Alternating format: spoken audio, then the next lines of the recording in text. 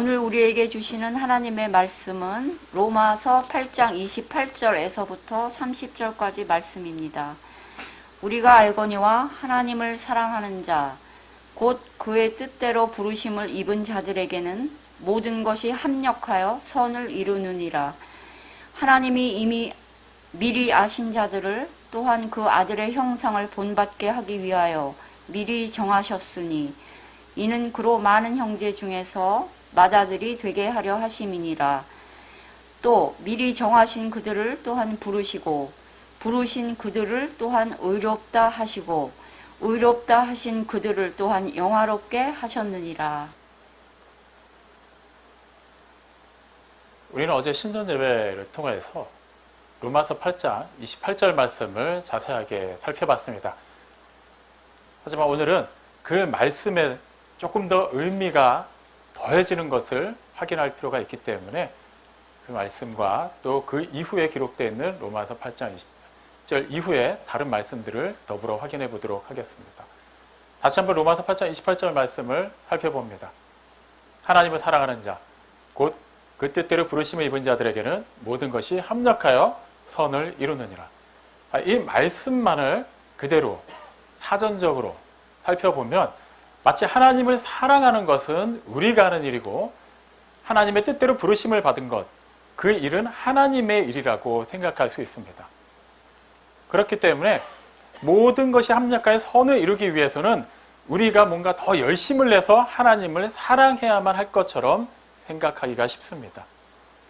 하지만 요한일서 4장 19절 말씀을 통해 확인했듯이 하나님을 사랑하는 것은 결코 우리의 능력으로 우리의 의지로 되지 않는다는 것을 이미 우리는 살펴봤습니다.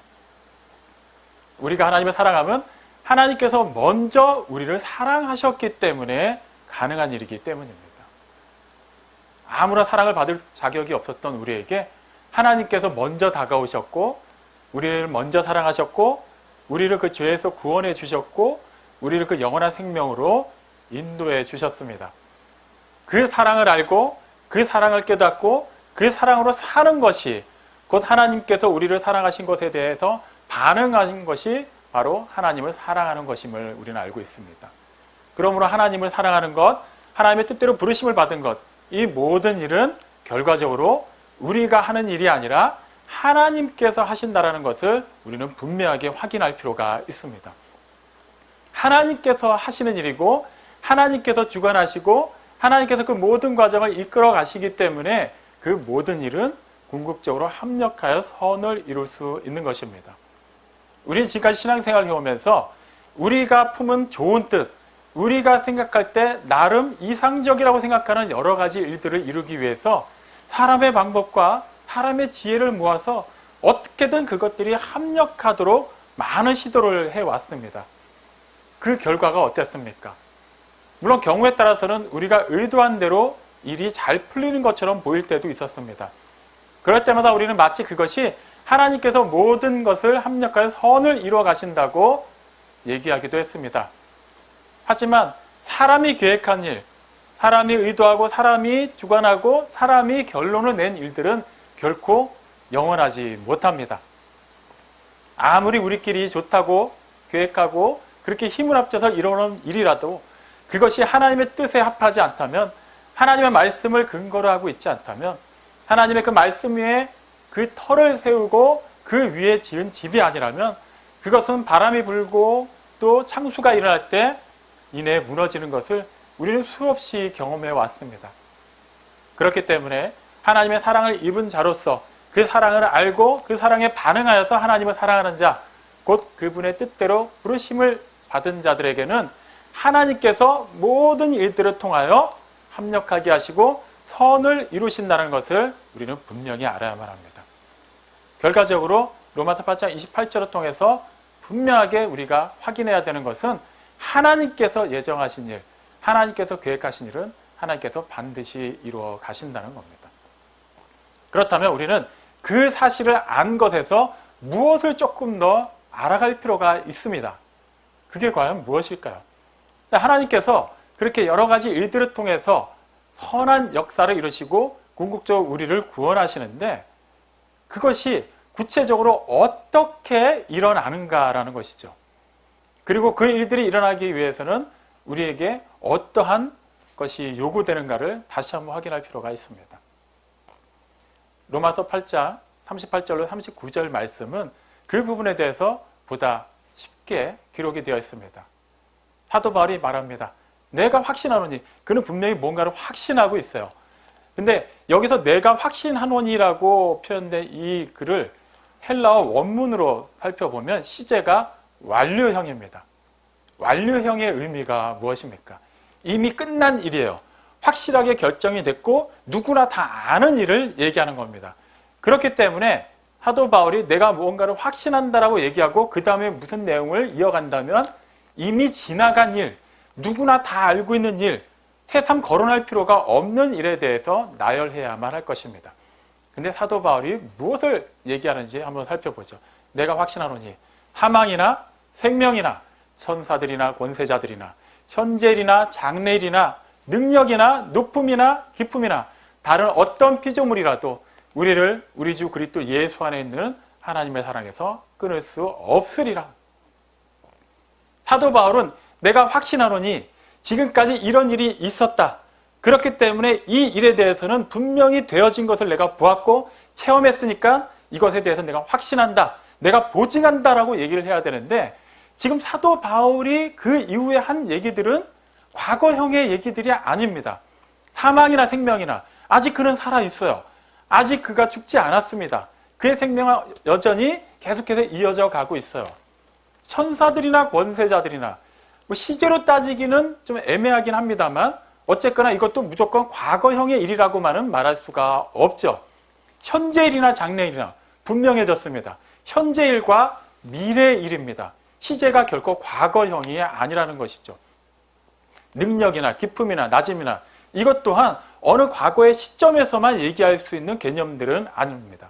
그리고 다른 어떤 피조물들이라도 피조세계에서 일어나는 어떤 현상과 어떤 일들조차도 하나님께서 이 모든 것들을 이끌어 가시는 이상 완료형으로 끝나지 않고 계속해서 진행되어져 가고 있습니다. 그렇기 때문에 이건 시제가 좀 맞지가 않습니다. 지금 바울은 내가 확신하노니 과거 일에 대해서 얘기를 하는 것처럼 말하는데 실제 진행되는 이야기는 현재형과 미래형입니다. 의미가 무엇일까요?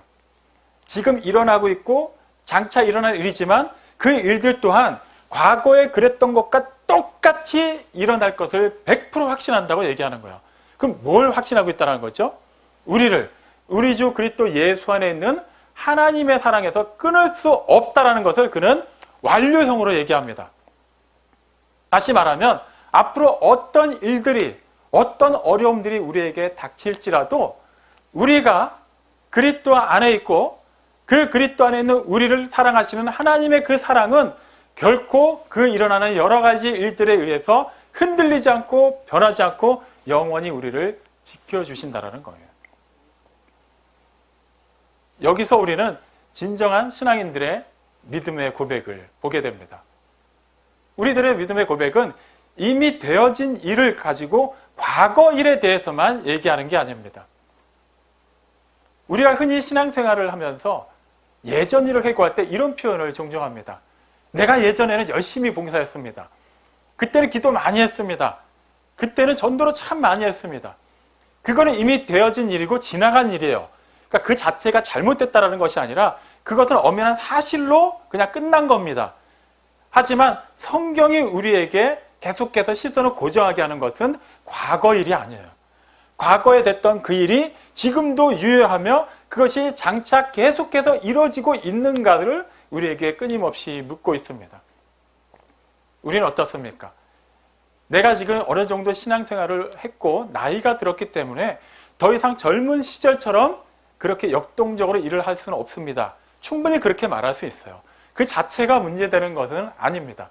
하지만 젊을 때는 젊을 때대로, 나이가 들었으면 나이가 든 대로 우리에게는 하나님께서 주신 이 호흡이 있는 이상은 할 수 있는 일들이 있다는 것을 분명하게 알아야만 합니다. 나는 예전에 할 만큼 했으니까 이제는, 그리고 앞으로도 굳이 내가 할 일은 없을 것 같다. 조금 더 좋게 표현하면 젊은 사람들에게 다른 세대들에게 길을 터주기 위해서 나는 이제 물러난다라고 표현할 수는 있어요. 물론 어느 나이대가, 어느 성별이, 어떠한 직업군이, 어떠한 시간을 활용할 수 있는 사람들이 그 경우에 따라서 할 수 있는 일들, 또 할 수 없는 일들이 있는 것은 맞습니다.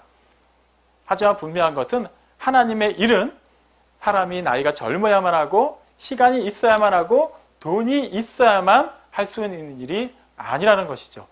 하나님께서는 그 모든 것을 초월하여서 역사하시고 그 모든 것을 동원하여서 당신의 계획하신 일을 이루실 수 있기 때문입니다.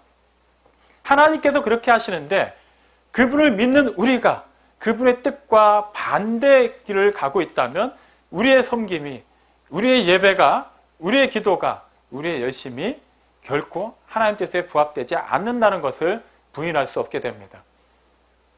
이 시점에서 2022년을 새롭게 시작하는 바로 이 첫 번째 주일날 우리는 이 부분에 대해서도 진지하게 고민해 볼 필요가 있습니다. 팬데믹 시대를 거쳐가면서 분명히 예배에 참석하는 것 자체가 쉬운 일은 아닙니다만 단지 참석하는 것 이상으로 분명히 하나님께서 우리에게 바라시는 것이 있다는 것.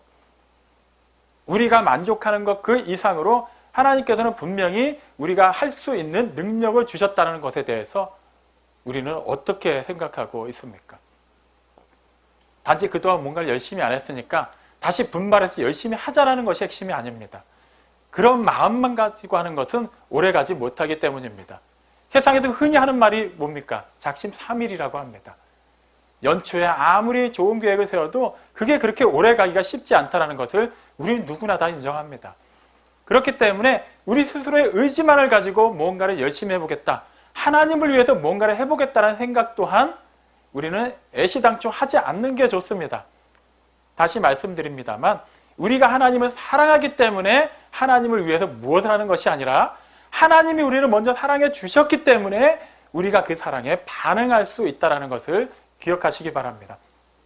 다시 말하면 하나님께서 우리 각 사람을 통하여 포에마 우리 교회 이 믿음의 공동체를 통하여 하시고자 하는 그 뜻이 있고 계획이 있고 분명히 이루어 가실 일들이 있기 때문에 그 일들을 우리가 믿음으로 바라보고 믿음으로 동참하고 믿음으로 순종하여 따르기만 하면 하나님께서는 그 각 사람의 행하는 모든 것들이 합력하여 선을 이루실 것입니다. 여기서 사도 바울이 제가 처음에 말씀드린 것처럼 확신한다라고 말한 것, 완료형으로 표현했다는 것에 대해서 우린 다시 한번 깊이 살펴볼 필요가 있습니다. 일단 그는 어떠한 일들이 닥칠지라도 그리스도 안에 있는 우리를 하나님의 사랑으로부터 끊어낼 수 없다, 떼어놓을 수 없다라고 말합니다. 그걸 확신했어요. 그리고 또 무엇을 확신하고 있나요? 로마서 8장 38절에 39절에 보면 단지 하나님의 사랑이 우리에게서 떠나가지 않는다는 것만을 확신하고 있지 않습니다. 그에 앞서서 또 다른 하나를 확신하고 있습니다.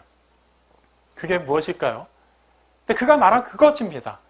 사망이나 생명이나 천사들이나 권세자들이나 현재일이나 장래일이나 능력이나 높음이나 기쁨이나 다른 어떤 피조물들이 끊임없이 우리를 하나님의 사랑 안에서 끊어내려고 노력할 것을 그는 확신했습니다. 알고 있다라는 거예요. 우리 입장에서는 사망 정도는 좀 부정적인 이미지를 가지고 있기 때문에 그렇다고 여길 수 있는데 그 외의 것들은 그다지 부정적으로 여겨지지가 않습니다. 생명이, 천사가, 권세자들이, 현재일이, 장래일이 무작정 그렇게 부정적으로 여겨지지는 않죠. 오히려 사망은 우리로 하여금 두려움을 주기도 하고 결과적으로는 이 세상을 떠나게 하고 또 사망이 가지고 있는 뉘앙스 자체가 이 세상에서의 그런 생명을 마감하는 것뿐만 아니라 하나님의 심판대 앞에 서고 그 이후에 영원한 멸망의 형벌에 이르는 것도 포함하고 있기 때문에 사망만 생각하면은 뭔가 우리를 굉장히 부담스럽게 하는 것이고 우리를 어떻게든 하나님의 사랑에서 끊어내려고 하는 그런 악한 시도라고 생각할 수 있습니다. 하지만 그 외의 모든 것들도 얼마든지 우리를 하나님의 사랑에서 떼어놓으려고 시도할 수 있다는 것을 우리는 분명히 알아야만 합니다. 예수님께서 말씀하셨죠. 너희가 원래 세상에 속해 있을 때는 세상이 너희가 그의 것이기 때문에 전혀 너희를 미워하지 않았다. 하지만 이제 너희는 나에게 속했기 때문에 나를 미워하는 세상은 너희를 반드시 미워할 것이다 라고 말씀하셨어요. 사실 우리는 이 말씀에 대해서 새삼스럽지가 않습니다. 실제 우리가 아무리 친한 사람들 사이에서 아무리 익숙한 환경 가운데서 그냥 평범하게 살고 있다 할지라도 그 자리에서 그 모임 가운데서 우리가 그리스도인임을 드러내고 우리가 그리스도인으로서 하나님의 그 생명의 빛을 비추는 순간 세상의 반응은 어떻습니까? 아무리 친하던 사람들도 그때부터는 우리를 보는 시선이 바뀝니다. 아무리 편하고 익숙했던 그 환경이라 할지라도 나에게서 예수 그리스도의 향기가 나기 시작하는 순간 갑자기 기존에는 인식하지 못했던 악취가 그곳에서 풍겨나는 것을 우리는 알게 됩니다. 어떻게든 이 세상의 풍조는 공중 권세 잡은 그 마귀가 어느 제한된 영역과 시간이긴 하지만 어쨌거나 엄연히 그 사악한 능력과 의지를 가지고 다스리고 있기 때문에 그 세상에 속하여 살 때는 아무 문제가 일어나지 않지만 그 세상에서 구별되는 순간부터 우리는 계속해서 집요한 공격을 받게 될 것입니다. 사도 바울은 그것 또한 반드시 일어난다고 확신하고 있습니다. 그럼 여기서 우리는 고민을 하게 됩니다. 그런 일이 일어남에도 불구하고 하나님의 사랑이 우리에게서 떠나가지 않는다는 것을 우리가 확신하는데 왜 하나님께서 굳이 그런 방법을 통해서 당신의 사랑을 우리에게 확인시켜 주시는 것일까요? 그냥 계속해서 좋은 일만 일어나는 게 더 좋지 않겠습니까? 사실 우리가 신앙생활 하면서 지금까지 시험 들었다, 실족했다, 하나님을 잠시 떠났다 라는 경우들을 살펴보면 그런 여러 가지 어려운 일들 때문인 경우가 많은 게 사실입니다. 물론 너무나도 평안한 생활을 하다 보면 신앙생활이 느슨해져서 자연스럽게 하나님을 떠나는 경우도 있습니다만 그래도 급변하는 어떠한 계기가 되는 경우들을 보면 대개는 감당할 수 없는 여러 가지 아픔과 시험과 일들 때문에 우리는 견디지 못하고 교회를 혹은 말씀을 혹은 하나님을 떠나는 경우들이 참으로 많았습니다. 그렇다면 하나님께서 당신의 자녀를 삼아주시고 당신의 그 생명 가운데로 인도해 주신 사람들이 굳이 그렇게 시험 들지 않도록 굳이 그렇게 사람들 사이에서 미움받지 않도록 그냥 좀 편안하게 안정적으로 흔들림 없이 신앙생활을 하게 해주시는 게 훨씬 좋을 것 같이 여겨집니다. 하지만 그렇지가 않습니다. 사실 이것 또한 굳이 성경을 가지고 얘기하지 않고 우리의 인생을 되돌아봐도 충분히 우리는 공감할 수 있는 내용입니다. 해가 떠야만 합니다. 이왕이면 주구장창 비가 내리는 것보다는 해가 쨍쨍 햇빛을 비춰주는 것을 우리는 더 선호합니다. 하지만 만약에 계속해서 비 한 방울 내리지 않고 그 해가 계속해서 떠 있다면 어떤 일이 벌어질까요? 그것은 사막이 될 것입니다. 오히려 생명이 사라지고 말 것입니다. 때에 따라서 비도 와야 됩니다. 때에 따라서 태풍도 몰려와야 됩니다. 우리는 원하지 않지만 때에 따라서는 그런 지진을 동원한 지각 변동도 일어나야만 합니다. 그럼에도 불구하고 그 자연재해들이라고 여겨지는 일들, 생각지도 못했던 이상기온들, 그 외에도 우리가 정말 생각하기만 해도 끔찍한 여러 가지 바이러스들, 그런 현상들이 일어남으로 말미암아 우리는 분명히 고난을 당하고 괴롭고 그것 때문에 굉장히 아파할 수도 있지만 결과적으로는 그 모든 것들이 하나님의 계획 안에서 이루어지고 있는 이상 결국에는 그것들 하나하나는 합력하여 선을 이뤄간다는 겁니다. 이 부분에 대해서는 사도 베드로가 조금 더 일목요연하게 얘기를 합니다. 베드로전서 4장 12절을 보면 그는 환난 가운데 있는 성도들에게 다음과 같이 권면합니다. 너희를 연단하려고 오는 불시험을 당할 때 그것이 마치 무슨 이상한 일 당하는 것처럼 이상하게 여기지 말라고 얘기합니다. 무슨 말입니까? 우리가 정말 하나님을 신실하게 따르고 열심히 믿고 있는데 그러면 우리에게 뭔가 좋은 일이 일어나야 될 것 같은데 왜 자꾸 이렇게 핍박이 올까? 왜 자꾸 이렇게 어려운 일이 닥치고 왜 이렇게 억울한 일을 당해야만 하고 왜 이렇게 세상에서 미움을 받아야만 할까? 뭐가 문제일까? 우리가 믿음이 부족해서일까? 아니면 뭔가 조금 더 열심히 기도해야만 할까? 조금 더 아끼지 않고 헌금을 해야만 할까?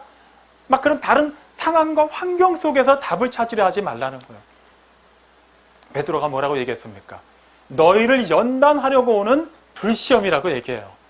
연단이 무엇입니까? 쇠붙이를 불에 달구고 그걸 두드려서 기존보다 더 튼튼하고 단단한 성질을 갖게 하는 것입니다. 연단한다는 것은 이유 없이 그 쇠붙이를 그냥 갖고 장난을 하거나 괴롭히기 위한 것이 아니라 본래 그 성질을 더욱더 발전시키기 위해서 하는 것이라는 거예요. 분명한 목적이 있는 연단을 얘기하는 거예요. 우리에게 일어나는 일들, 사망이나 생명이나 천사들이나 권세자들이나 현재일이나 장래일이나 능력이나 높음이나 기쁨이나 다른 어떤 피조물들을 우리에게 그렇게 총공세를 펼치며 괴롭게 할지라도 그것이 로마서 8장 35절에 기록된 것처럼 여러 가지 그런 재앙들이라고 얘기했습니다. 박해나 기근이나 공고나 핍박이나 적신이나 위험이나 칼이나 그 모든 환난들이 어떻게든 우리를 향해서 공격해 온다 할지라도 결과적으로 그것은 하나님께서 이끌어 가시는 모든 시간의 영역 안에서 이루어지고 있다는 것을 말합니다. 하나님께서도 어찌할 수 없는 일이 아니고 하나님께서도 그 순간만큼은 그냥 힘을 못 쓰시는 것이 아니라 하나님께서 그러한 어떻게 보면 마귀를 통해서 일어나는 그런 실제적인 악한 역사조차도 하나님의 그런 주권하에서 하나님께서 이미 다 인도해 가시는 과정 중에 일어나고 있다는 거예요. 우리는 그 이야기를 욥기를 통해서 분명하게 살펴봤습니다. 마귀가 욥의 모든 것을 건드렸지만 생명만은 건드리지 못했습니다. 하나님이 허락하지 않기 때문이에요. 왜 그렇게까지 하셔야만 했을까요? 원래 믿음이 좋은 사람, 잘 살고 있는 사람 그대로 내버려두고 사람들에게 이렇게 본이 되는 사람으로 살게 하시는 게 더 좋았을 텐데 왜 굳이 하나님께서 마귀를 동원해서 그를 시험하셔야만 했을까요? 그의 믿음을 더욱더 견고하게 하기 위해서요. 그 일을 통하여서 그가 그 연단을 통하여서 정금과 같이 나오게 되었고 결과적으로 그가 넘어지지 않고 결과적으로 그 일로 인해서 멸망당하지 않고 더욱더 하나님께로 가까이 나아갈 수 있게 되었어요. 그런 그의 변화된 삶, 그런 그의 보다 새로워진 삶을 통해서 세상은, 그의 친구들은, 사람들은, 그 내용을 읽고 있는 우리들은 하나님께서 새롭게 하시고 거룩하게 하시고 구별하시고 하나님의 뜻을 따라서 부르시고 이끌어 가시는 모든 과정들을 보게 됩니다. 하나님께서 원하시는 그 수준에 이르기까지, 그리스도의 장성한 분량에 이르기까지 하나님께서는 결코 쉬지 않으십니다. 우리를 그 수준에 이르기까지. 우리가 나이가 몇 살이 되었느냐는 사실 중요하지 않습니다. 하나님께서 정하신 그 기준에 이르기까지 우리는 계속해서 그분의 그 연단의 과정을 거치게 될 것입니다. 하지만 그 환난이 인내를, 인내가 연단을, 연단은 소망을 이루는 줄 우리는 알기 때문에 비록 그 순간순간에 힘들고 괴롭지만 우리는 능히 그것을 극복할 수 있습니다. 그래서 예수님께서 먼저 본을 보여주셨습니다. 어떻게 보여주셨습니까? 하나님의 아들이 세상에 오셨지만 그분은 환영을 받지 않고 미움받으셨어요. 심지어 아무 죄가 없으신 그분이 십자가에 달려 돌아가셔야만 했습니다. 그 과정에서 어떤 일들이 있었습니까? 아끼는 제자 한 사람이 예수님을 배신했습니다. 그 누구보다 하나님을 잘 알고 사랑한다고 하는 사람들이 오히려 치밀하게 계획을 짜고 하나님의 아들을 죽였습니다. 철저하게 사악한 일들이 일어났고 그 모든 일의 배후에는 원수 마귀가 있었습니다. 현실적으로 얘기하면 예수님의 삶은 비참하게 끝나고 실패자로 낙인 찍힐만도 합니다. 완전히 무너졌습니다. 완전히 망했습니다. 그런데 그 결과가 어떻습니까? 그분이 죽음을 정복하시고 부활하시고 영원히 살아계심으로 말미암아 하나님께로 나아갈 수 있는 생명의 길을 열어주셨습니다. 그 수많은 악한 사람들의 계획들을 모아서 그 배후에서 역사하는 그 마귀의 뜻까지도 섞어서 하나님께서는 그 모든 것이 합력하여 완전한 선을 이루어 가신 것입니다. 그리고 그 선한 역사 가운데로 하나님의 택하신 사람들을 불러주고 계신 겁니다. 우리에게는 반드시 연단이 임할 것입니다.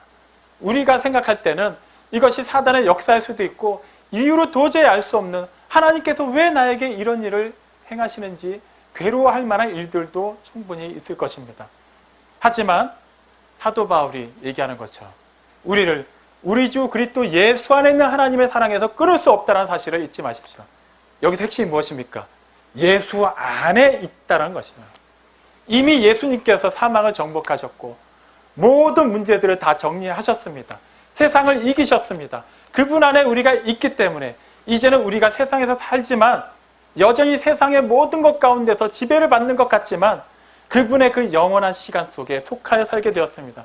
그분이 이미 완료하신 모든 일들 가운데 우리가 들어가게 된 것입니다. 그렇기 때문에 우리는 막연하게 우리에게 모든 것이 잘 된다라고 생각하는 것이 아니라 그 생각이, 그 일들이 그 수준에서 넘어가서 그 하나님의 놀라운 시간을 향하고 있다는 것을 분명하게 살펴봐야만 합니다. 그것을 오늘 이거 로마서 8장 30절에서 분명히 얘기합니다. 29절에서 미리 얘기하시죠.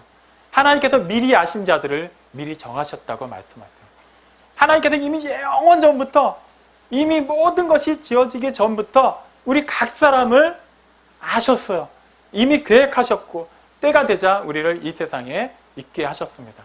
미리 아신 자들을 미리 정하시고 또 미리 정하신 자들을 어떻게 하셨습니까? 불러주셨어요.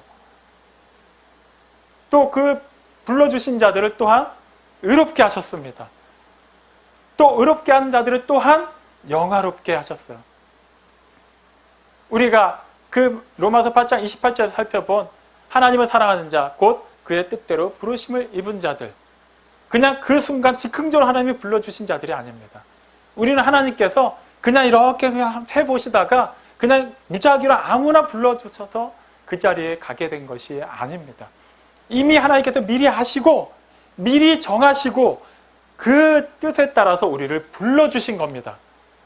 그리고 우리를 의롭다 하시고 우리를 영화롭게 하셨습니다. 이 모든 일들이 시제로 따지면 어떻습니까? 모든 것이 똑같은 시제 안에서 일어나는 것 같지는 않습니다. 불러주신 것까지, 의롭다 하신 것까지는 이미 완성형 같은데 영화롭게 하셨다는 것은 아직 우리에게 임하지 않았습니다. 영광스러운 하나님 곁에서 영원한 생명 속에서 우리가 거하고 있지 않기 때문입니다. 물론 이미 임한 하나님의 나라에 살고 있지만 우리가 살고 있는 이 시대는 아직까지 완전히 임한 하나님의 나라가 아니기 때문에 우리는 여전히 영화롭게 되지는 않았습니다. 그 과정 이르기까지 성화되어 가는 것은 맞지만 아직 그 일은 임하지 않았어요. 그럼에도 불구하고 우리는 두려워하지 않습니다. 사실 신앙생활을 하다 보면 다음과 같은 의문사항이 들 때가 있어요. 내가 과연 구원받은 게 맞을까? 내가 구원받은 게 맞는 것 같긴 한데 과연 내가 이 믿음을 하나님과의 그 관계에서 떨어져 나가지 않고 계속해서 견지해 나갈 수 있을까? 그런 고민이 들 때가 많아요. 여전히 우리에게서 불쑥불쑥 튀어나오는 그런 죄된 모습들, 여전히 세상적인 생각들, 여전히 과거의 그런 우리가 회심하기 전에 그런 인간적인 그런 생각과 언어와 행동들이 튀어나올 때마다 과연 내가 구원받은 게 맞나? 과연 내가 하나님의 자녀라고 부름받을 만할까? 우리 그렇게 고민이 들 때가 있어요. 여기서 주체가 내가 되면 그렇게 생각해도 됩니다. 내가 봐도 나는 그런 사람이 아니기 때문이에요. 그럴 만한 자격도 없고 그럴 만한 능력도 없는 것을 우리가 잘 알고 있기 때문입니다. 하지만 계속해서 이 로마서 말씀을 살펴볼 때 핵심, 그 주체가 누구라고 했습니까? 하나님이십니다. 실수가 없으신 하나님, 완전하신 하나님, 전능하신 하나님께서 그 모든 것을 이끌어 가시면 결코 그 일에는 실패가 없습니다. 하나님께서 미리 아시고 미리 정하시고 또 그렇게 부르시고 그렇게 의롭다 하시고 그렇게 영화롭게 하시는 것은 그 미리라는 그 완료의 시간 속에서 이미 다 이루어진 겁니다. 우리 입장에서는 아직 영화롭게 되지 않았으니까 그 과정에서 우리가 튕겨나가면 어떡하지? 혹시라도 나는 구원받은 줄 아는데 심판대 앞에 갔더니 하나님이 나를 모르신다고 하면 어떡하지? 두려울 수는 있지만 하나님 입장에서는 그것은 미리 정해진 일이고 그 정해진 시간 속에서 모든 것은 이미 확정되었다라고 성경이 말하고 있습니다. 로마서 11장 29절을 보면 하나님의 은사와 부르심에는 후회하심이 없다고 말합니다. 무슨 말입니까? 하나님께서 결정하신 것, 하나님께서 예정하신 것, 하나님께서 부르신 것, 하나님께서 택하신 것은 결코 번복되지 않는다는 거예요. 우리가 어떤 일이 정말 후회가 되면 또 비슷한 일을 행함에 있어서 어떻게 합니까? 다시는 그 후회될 만한 일을 안 하려고 기존과는 다른 방법을 취합니다. 하나님이 후회를 하지 않으십니다. 그러므로 하나님께서 우리를 구원하신 그 결정은 결코 변하지 않습니다. 다시 말씀드립니다. 사망이나 생명이나 천사들이나 권세자들이나 현재일이나 장래일이나 능력이나 높음이나 기쁨이나 다른 어떤 피조물도 우리를 우리 주 그리스도 예수 안에 있는 하나님의 사랑에서 결코 끊을 수 없습니다. 요한계시록 1절에서 하나님 말씀하셨습니다. 하나님께서 당신은 뭐라고 소개하십니까? 나는 알파와 오메가다. 이제도 있고 전에도 있었고 장차 올 자요. 전능한 자라라고 말씀하셨어요. 알파와 오메가, 헬라어의 알파벳 처음과 끝의 글자입니다. 이제도, 예전에도, 장래에도 영원히 동일하게 계시는 그 하나님이 뭐라고 표현하십니까? 전능자라고 표현하십니다. 전능하신 하나님, 전혀 실수가 없으신 하나님, 완벽하신 하나님, 그 놀라운 은혜의 하나님께서 처음과 나중에 되신다는 거예요. 처음에 예정하셨고 계획하셨던 그 일을 끝까지 이뤄 가신다는 거예요. 그 과정에서 우리가 볼 때는 뭔가 불안해 보일 수도 있고, 이 과정에서 하나님께서도 실수하실 것 같고, 왠지 하나님은 포기하지 않으시지만 내가 못 견디고 이 환난 가운데서 떨어져 나갈 것 같지만, 하나님께서 우리를 이미 정하시고 붙잡으신 이상 하나님께서 끝끝내 우리를 그 영원한 생명 속으로 완전하게 이끌어 가신다고 말씀하시는 거예요. 그렇기 때문에 우리는 이 현세의 시간 2022년을 살면서 하루하루 그 미지의 시간 속을 향해서 들어가면서 불안하기도 하고 염려가 되기도 하고 여러 가지 계획한 것이 이루어질까 이루어지지 않을까에 대해서 조바심이 날 수도 있지만, 중요한 것은 이 때를 주신 하나님, 이 모든 것을 이미 아시고 이미 정하시고 그 시간 속으로 우리를 이끌어 주시는 하나님께서, 우리를 불러주신 하나님께서는 그 모든 일들을 통하여 합력하여 선을 이루어 가신다는 것입니다. 사랑하는 성도 여러분, 우리는 이미 완료된 그 하나님의 시간 속에 들어와 있다는 것을 결코 잊지 마십시오. 우리는 이미 결과를 알고 주어진 시간을 살아내는 겁니다. 물론 1분 1초 후에 어떤 일이 일어날지 그 구체적인 상황에 대해서는 모릅니다. 하지만 어떤 일이 일어나더라도 그 일들은 합력하여 선을 이룬다는 것을 우리는 알고 있습니다. 빌립보서 4장 13절에서 바울이 하는 고백을 다시 한번 떠올려 봅니다. 내게 능력 주시는 자 안에서 내가 모든 것을 할 수 있느니라. 천하의 사도 바울이니까, 우리보다 믿음이 좋으니까 모든 것을 넉넉히 할 수 있다는 얘기일까요? 그렇지 않습니다. 바울이 그 말을 할 때, 그것을 기록으로 남겼을 때 그는 로마의 감옥에 있을 때였습니다. 감옥에 갇힌 죄수의 신분으로 그가 할 수 있는 일이 있으면 얼마나 있겠습니까? 감옥에서 편하게 살지도 못하는 그가 얼마나 자유롭게 움직일 수 있겠습니까? 그는 감옥 밖에 있는 그 누구보다도 할 수 있는 일이 적은 사람이었습니다. 그런데도 왜 그가 모든 것을 할 수 있다고 말했을까요? 그는 완료형의 시간을 살고 있었기 때문에. 자기에게 어떤 환난이 임할지라도 자기가 감옥에 갇혀서, 그래도 복음을 전하는 것보다 감옥에서 이렇게 갇혀있는 게 굉장히 손해처럼 여겨지지만, 이것조차도 내가 하나님 안에 있음으로 말미암아 이루어지는 일이라면 이 시간, 이 환경, 이 상황조차도 반드시 합력하여 하나님의 선한 역사를 이룬다는 것을 그는 알고 있었습니다. 내게 능력 주시는 자 안에서. 그는 그걸 얘기한 겁니다. 그분이 모든 것을 하시기 때문에, 모든 것을 할 수 있기 때문에 나는 그분 안에 있음으로 말미암아 나를 통해 하나님께서 계획하신 이들은 반드시 이루어진다고 얘기한 겁니다. 내가 사나 죽으나, 당장 이 감옥을 떨치고 나가나, 여전히 이 감옥에서 갇혀 있으나 그 모든 것이 하나님의 뜻 안에서 이루어진다면 반드시 놀라운 구원의 역사가 일어날 것을 그는 우리에게 말한 것입니다. 이것은 바울에게만 주어진 고백이 아니라 하나님 안에 있는 우리 모두 그리스도인들에게 동일하게 주어진 역사입니다. 반드시 일어날 일이고 일어났고, 그리고 전혀 실패 없이 진행될 것입니다.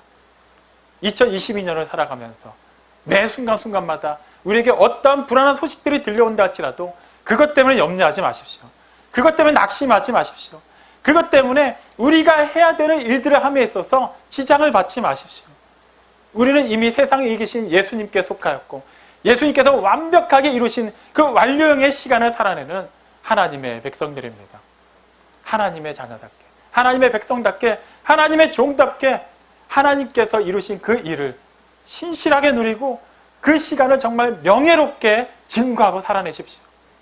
그렇게 하나님을 기쁘게 해드리는 믿음으로, 그렇게 하나님의 살아계심을 나타내는 그 순전한 믿음으로 그렇게 세상에서 하나님의 복의 통로로 쓰임받고 그렇게 하나님이 맡겨주신 소금과 빛의 역할을 아름답게 감당해내는 포에마 우리 교회 모든 성도들이 다 되시기를 주님의 이름으로 축원합니다.